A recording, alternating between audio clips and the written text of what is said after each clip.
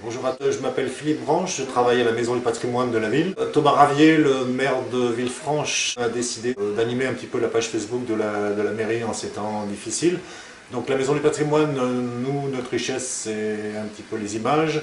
On a quelques films à vous proposer, et donc c'est le cas aujourd'hui avec un film sur le 700e anniversaire de la Charte de Villefranche, les grandes festivités qui ont lieu en 1960. Donc la Charte de Villefranche, pour ceux qui ne connaissent pas, c'est un document en parchemin, le plus ancien document conservé dans les archives de la ville. Un document qui a été octroyé aux habitants, aux bourgeois de Villefranche, en novembre 1260 plus exactement, accompagné de 20 chevaliers.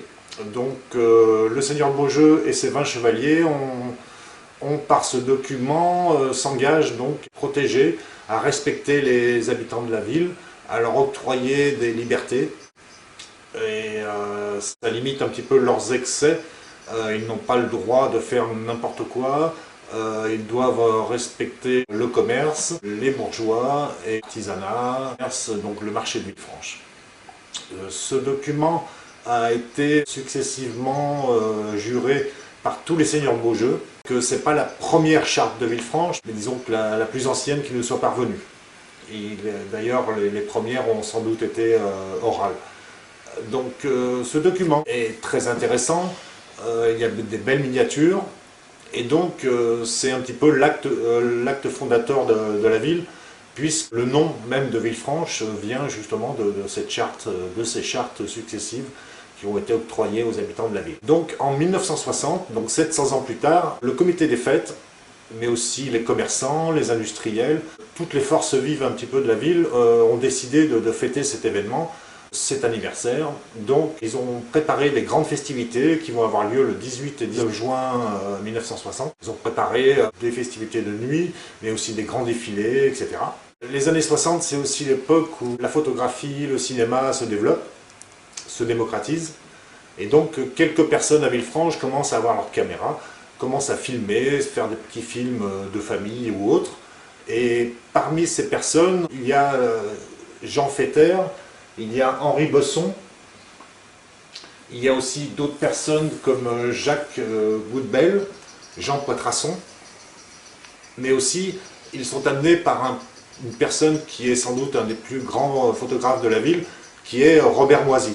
Robert Moisy qui a déjà des expériences cinématographiques, qui a une longue expérience derrière lui, et donc cette joyeuse troupe va créer le Club 8-16. Le Club 8-16, au début ils sont 5 passionnés, mais ils vont vite être rejoints par beaucoup d'amateurs.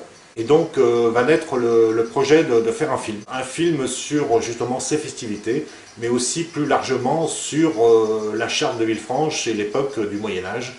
Donc ils vont recruter des acteurs amateurs, généralement dans la ville ou aux alentours, mais aussi beaucoup de figurants. Nous avons le plaisir aujourd'hui de vous proposer ce film qui dure environ une demi-heure. Alors vous verrez, il y a un peu le côté un petit peu kitsch des images des années 60. Le commentaire d'époque par M. Guillemin qui était acteur à la Gaîté. Il y a aussi l'union musicale qui a assuré la musique.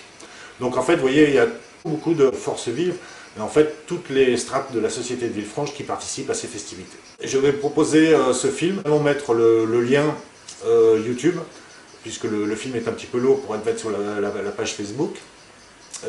Si ça vous intéresse, la semaine dernière, nous avons mis en ligne également un film sur l'histoire de la médecine à Villefranche. C'est malheureusement d'actualité, mais vous verrez un petit peu toute l'histoire de l'hôpital, mais aussi des témoignages des médecins, des aides-soignants, etc., qui ont fait leur carrière à l'ancien hôtel-dieu de la ville. Donc on vous mettra les deux liens, vous pourrez aller sur YouTube, regarder tout ça.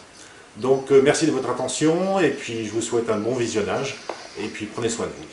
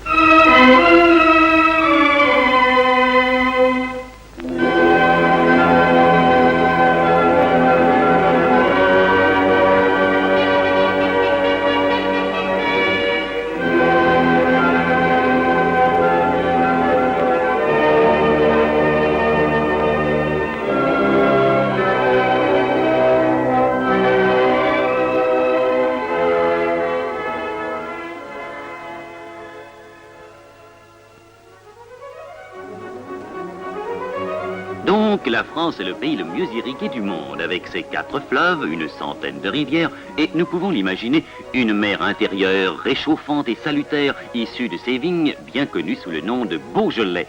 Beaujolais, province minuscule mais terriblement envahissante, qui apporte au monde par ses vins le plaisir de vivre et la joie de tous les jours.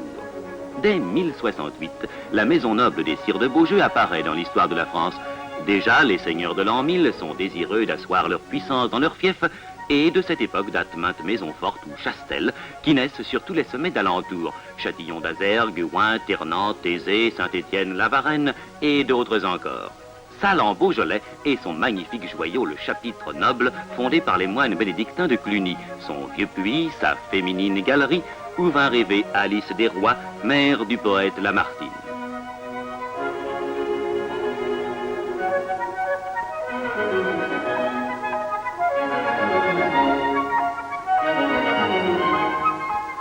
C'est là que le sire Humbert le Jeune décida la création de sa Villefranche, œuvre qui fut continuée par son descendant, le seigneur Guichard de Beaujeu. Dans les marécages du ruisseau le Morgon naquit cette splendide collégiale de Notre-Dame des Marais, œuvre magnifique qui bénéficia de largesse royale. Pierre de Beaujeu, duc de Bourbon, fait don de 1200 livres tournois pour édifier cette splendide façade qui domine la Calade, nom donné au parvis de l'église, d'où le nom des habitants devenus les Caladois. Les contreforts sont ornés avec art de gargouilles grimaçantes, illustrant les 7 péchés capitaux, traités dans l'esprit licencieux du temps.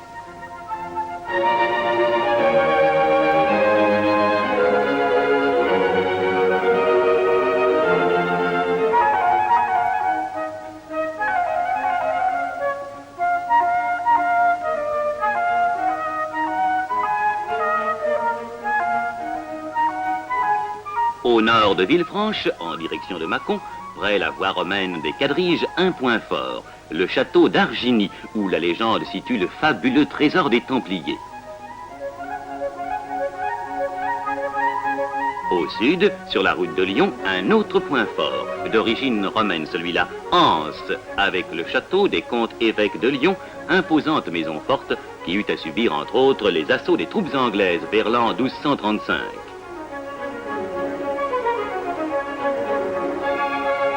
Or donc, ce jour-là, convenu pour la visite du seigneur Guichard en sa bonne Villefranche, le chevalier Artaud et noble dame Guillaumette, son épouse, suivant l'exemple de nombreux chevaliers d'alentour, ayant scellé leur monture, prirent la route de Villefranche.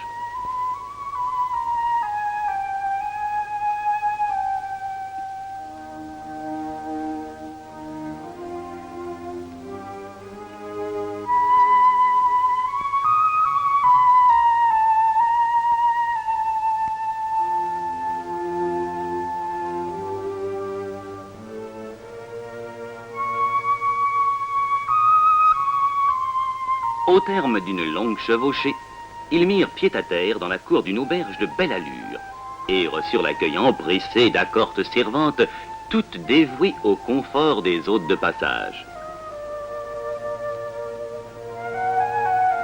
Suivant l'usage en Beaujolais, l'aubergiste offre le premier verre, lequel ne saurait être le dernier.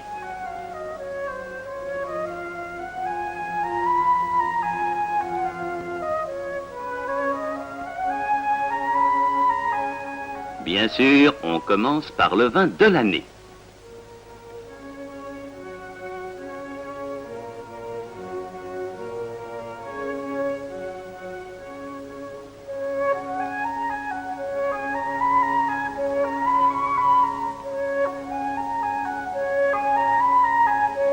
Mais pour les crus qui suivront, il faut entrer.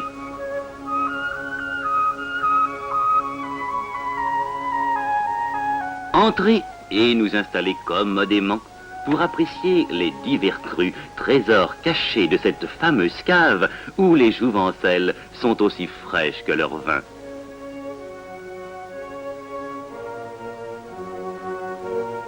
Première et innocente escarmouche d'une journée beaujolaise qui promet d'être rude et pour laquelle une sérieuse accoutumance sera nécessaire.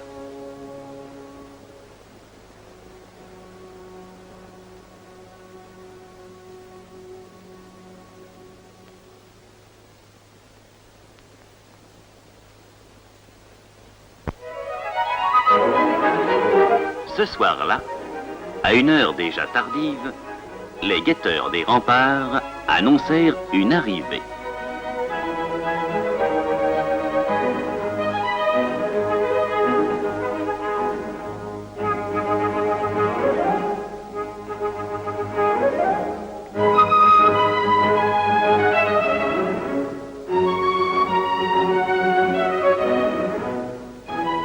À en juger par le déploiement inaccoutumé des fastes qui entouraient cette venue et à l'animation insolite qui régnait dans le château, le personnage devait être d'importance. Gardes et valets, à vos places.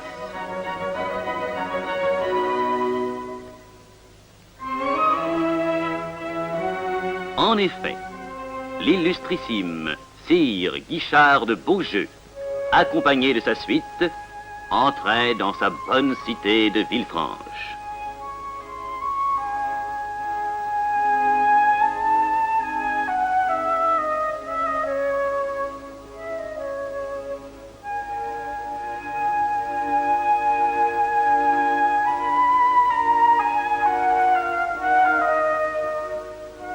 Gentes damoiselles, honorez votre sire.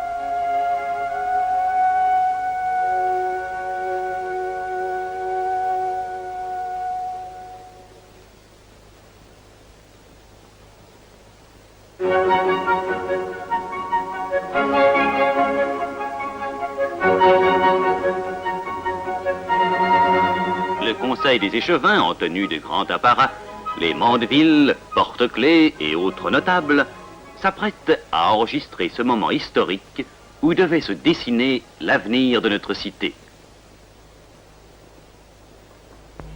Nous, Guichard, sire du Beaujolais, fils de feu Humbert, connétable de France, à tous ceux qui sont ici présents aujourd'hui, salut. Faisons savoir à tous présents et à venir que par devers nous se sont trouvés nos bien-aimés les bourgeois, manants et habitants de notre bonne et chère ville de...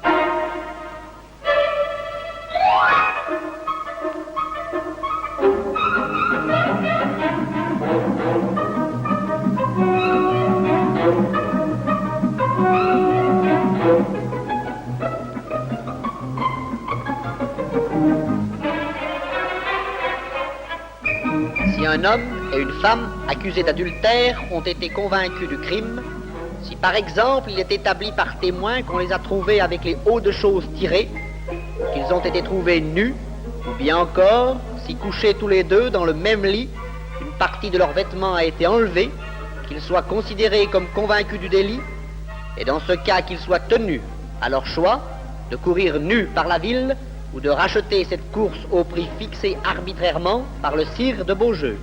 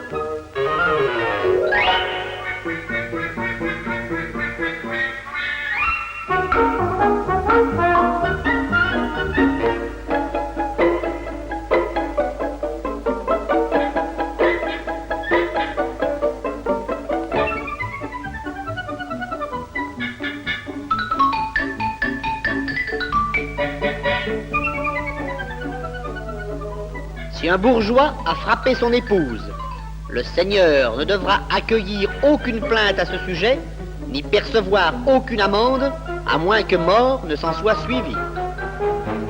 Les dites libertés, franchises et privilèges tiennent et gardent d'Issel, nous manants bourgeois et habitants notre bonne ville de Villefranche, et fassent-les souffrir, jouir et user pleinement, selon la ferme et la teneur d'Issel. Afin que ce soit chose fume durable et stable à toujours, nous avons mis notre sceau à cette présente charte, que ce aujourd'hui nous vous remettons en notre chère et bonne ville de Villefranche en Beaujolais, en l'an de grâce 1260.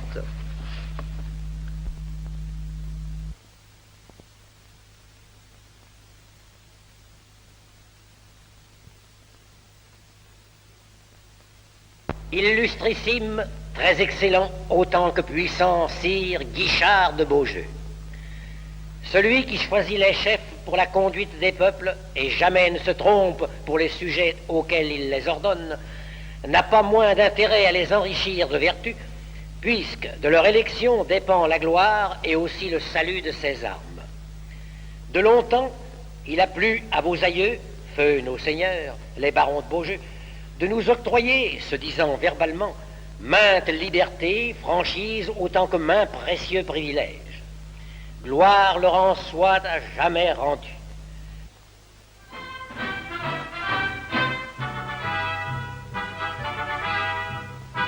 « 1695. Insigne faveur royale.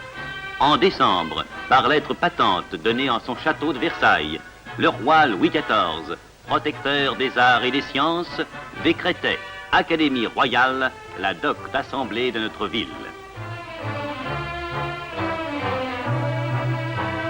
De ce fait, les habitants de Villefranche obtenaient un rang remarquable dans le monde des lettres. Devançant Lyon, c'était la 5e ville de province ayant obtenu un privilège aussi flatteur.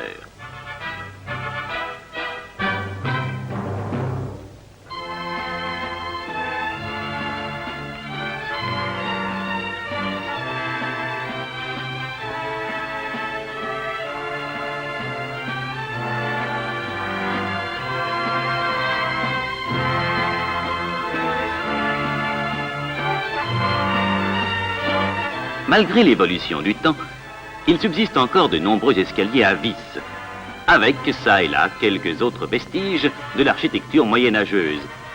Et l'on trouve avec plaisir au centre de la ville, près la place du pilori d'autrefois, deux immeubles jumelés du même style, avec leurs gracieuses fenêtres à meneaux formant un remarquable ensemble.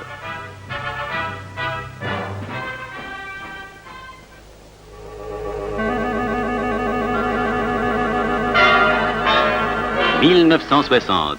La transition, certes, est grande avec la Villefranche d'aujourd'hui, en pleine évolution, et dont le rayonnement ne cesse de grandir.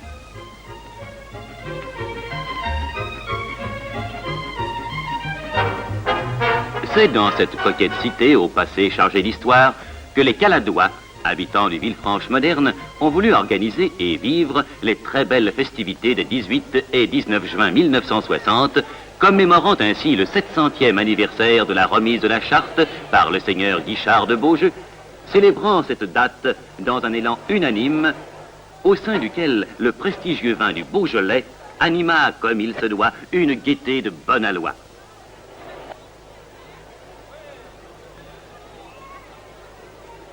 Nobles dames, gens et damoiselles, marchands, manants, ribauds et ribaudes, à tous entendeurs, salut et dilection. Notre illustrissime et puissant sire Guichard de Beaujeu a tous fait savoir que ce jour-là, à 8 heures de relevé, grande et longue réjouissance, commencera afin de célébrer dignement grande fête de la charte. Soyez présents, vos yeux seront contents.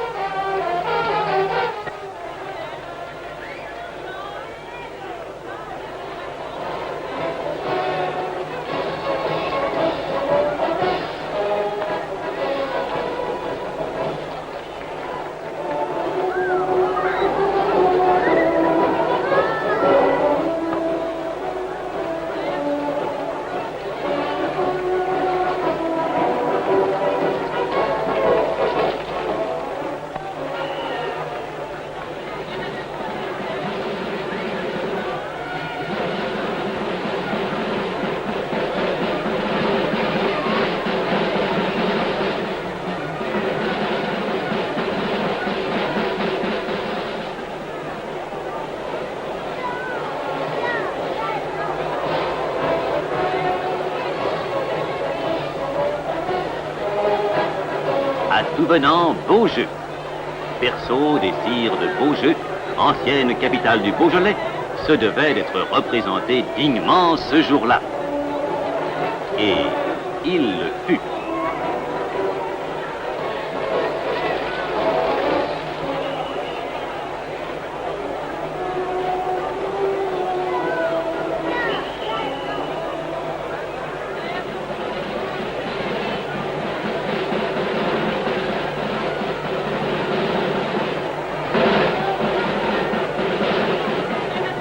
La choule, le calcio, jeu du Moyen-Âge, ont fait place au football actuel. La légende dit qu'à cette époque, des volontaires de chaque village se rencontraient sur la place publique où le débat se terminait fort tard, jusqu'à l'épuisement ou par faute de combattants.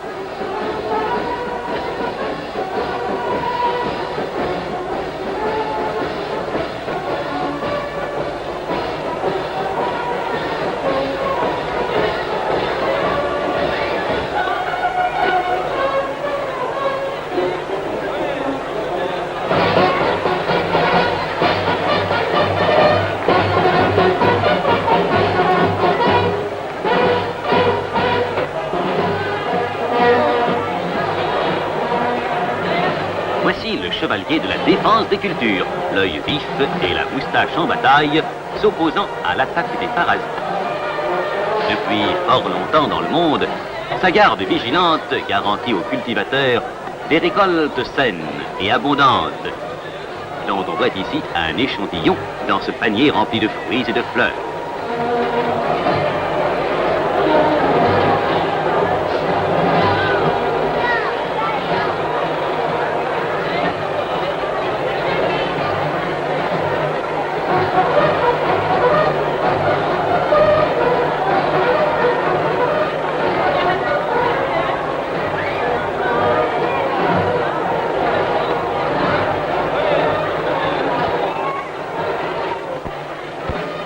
Caladois nommé Sabot a eu l'idée le siècle dernier, et cela pour la première fois en France, de fabriquer en série le vêtement de travail appelé aujourd'hui bleu de travail.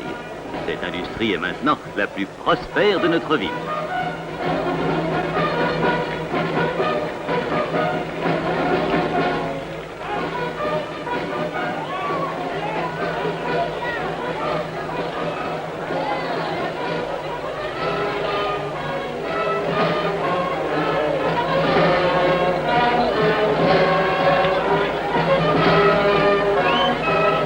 Nous pouvons en plaisanter aujourd'hui.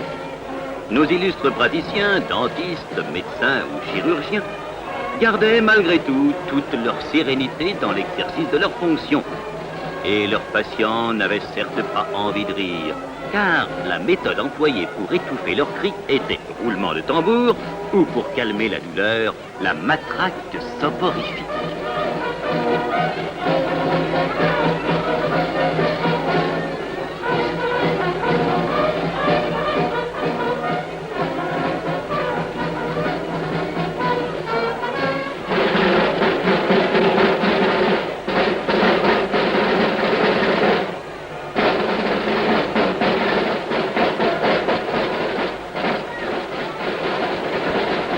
L'homme, pour s'exprimer, employait avant Gutenberg des signes que l'on retrouve sur l'architecture. Mais quelle révolution sociale, depuis que grâce à la machine à imprimer, la pensée de l'homme a pu se diffuser partout.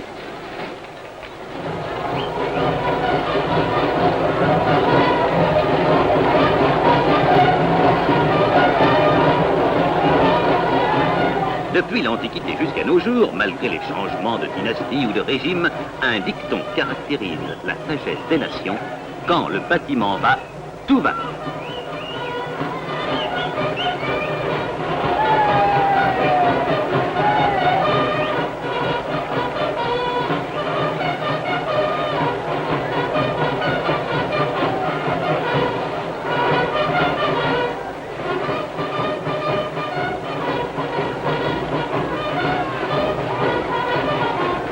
Les teinturiers prétendent nettoyer, c'est embellir, teindre, c'est rajeunir. Nos femmes coquettes ne s'en plaindront certainement pas.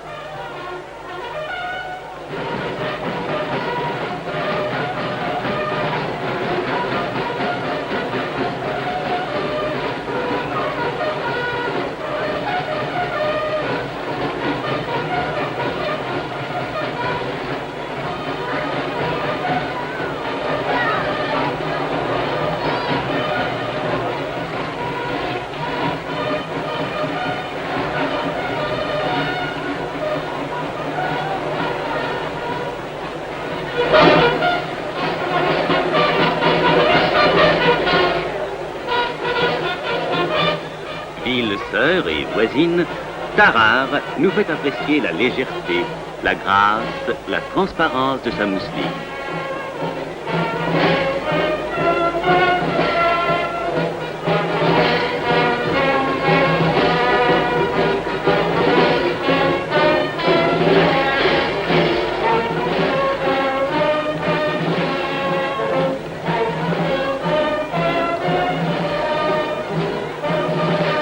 Quelle température élevée pour un mois de juin, quelle ambiance chaleureuse, mais au paradoxe de la neige. Artificielle, bien sûr, car en Calade, on y fabrique aussi le froid.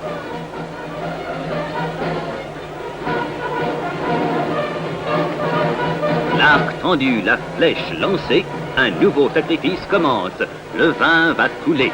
Et naturellement, ce sera du Beaujolais.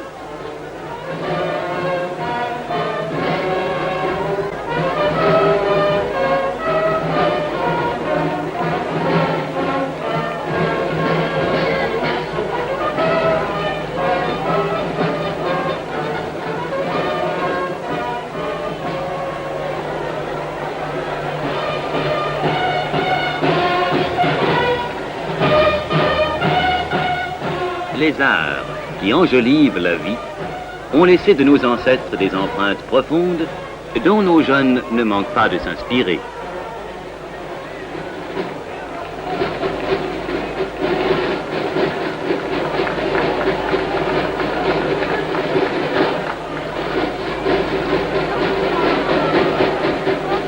Ils sont tous là, ménestrels, chanteurs, comédiens et gens de théâtre. Leur rôle est plus noble qu'on ne le croit communément.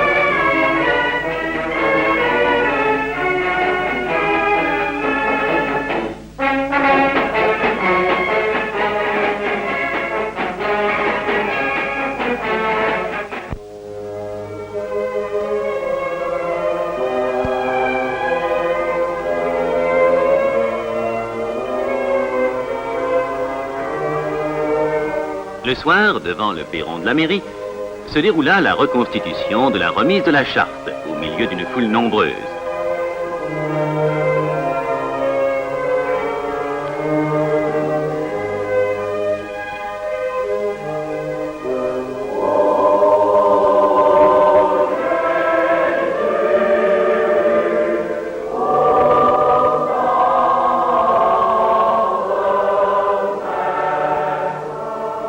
On n'a jamais vu de fête sans costume, de réunion sans discours et de réjouissance sans danse. Villefranche, pour demeurer fidèle à son glorieux passé, ne pouvait manquer de l'évoquer ainsi, en suivant des traditions aussi solidement établies. On s'amusa fort, on parla encore davantage, on discourut, et l'on dansa jusqu'à une heure fort avancée de la nuit, un peu partout dans la ville en liesse.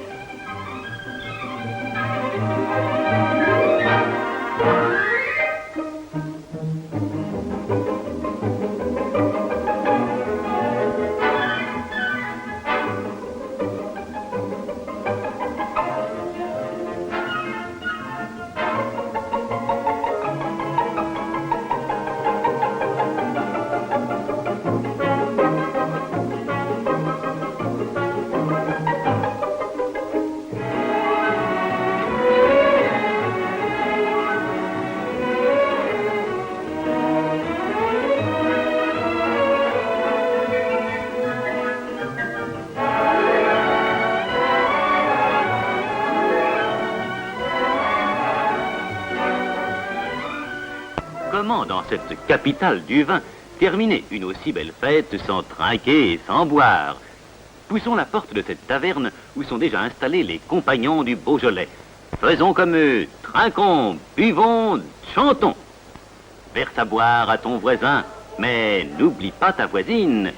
Et comme disent malicieusement les bons vignerons de chez nous, dégustons ce Beaujolais qui fait tant plaisir aux femmes quand les hommes l'ont bu.